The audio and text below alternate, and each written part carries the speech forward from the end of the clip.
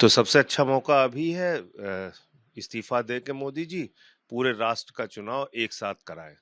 ये fractured mandate आया है, 240 है उनका, 272 तो आया नहीं है।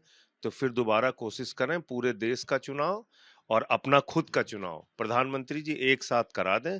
बहुत अच्छा मौका है, इससे बढ़िया सुअवसर क्या हो सकता है। उनको तो बहुमत मिला नहीं है, तो 240 पर अगर हैं प्रधानमंत्री जी और उनकी पार्टी को ये लगता है एक राष्ट्र एक चुनाव होना चाहिए, सारी सरकारों को भंग करें, केंद्र सरकार को भंग करें, अभी तत्काल दोबारा चुनाव एक साथ करा दें। ये सबसे सुअवसर, सबसे बेहतरीन मौका मुझे तो लगता है। देखिए, इनके बीच में अभी बहुत आपसी झगड़े होने हैं और उसकी सबसे बड़ी वजह है कि आपने एनडीए के घटक दलों को झुंझुना मंत्रालय दिया। आपने ना तो गृह दिया, ना रक्षा दिया, ना वित्त दिया, ना विदेश दिया, ना वाणिज्य दिया, ना कृषि दिया, ना रेल दिया, ना सड़क दिया, ना दूरसंचार दिया। आपने कोई विभाग उनको दिया ही नहीं। झुंझुना मंत्रालय दे दिया उनको। एक को मछली विभाग, एक को जहाज विभाग। जहाज किसी का है नहीं अब, प्राइवेट वालों का है, सरकार के पास कोई जहाज नहीं। हवाई अड्डे प्राइवेट वालों के हैं, हवाई अड्डा भी सरकार के पास नहीं।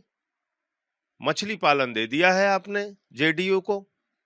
तो मुझे लगता है कि ये एक तरह से संकेत दिया है मोदी जी ने कि हम तो ऐसे ही डंडे से सरकार चलाएंगे, आपको साथ में रहना हो तो रहिए, नहीं तो आगे आपकी पार्टियां तोड़ेंगे।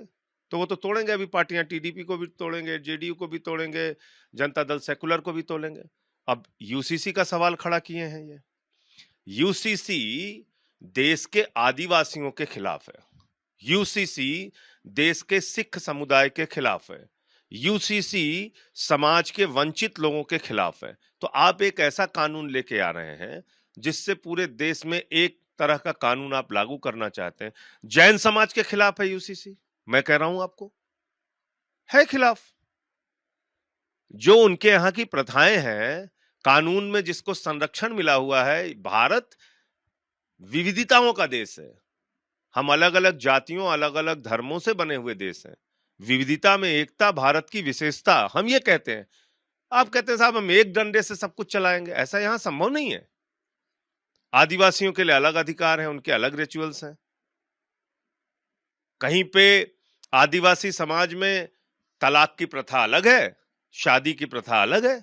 सिख समाज में शादी की प्रथा, उनके 4 फेरे में शादियां होती हैं, आपकी 7 फेरे में शादियां होती हैं। तो आप कह रहे हैं सब कुछ एक कर देंगे हम।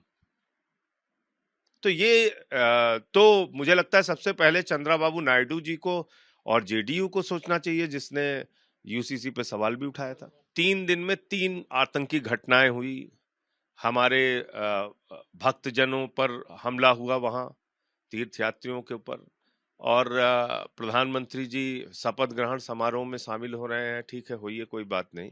लेकिन इन सब मुद्दों पे भी ध्यान देना चाहिए। जो दावे किए जा रहे थे कि 370 हटाने के बाद सब कुछ अमन चैन और शांति है, वो तो अब देख रहे हैं अब क्या हो रहा है।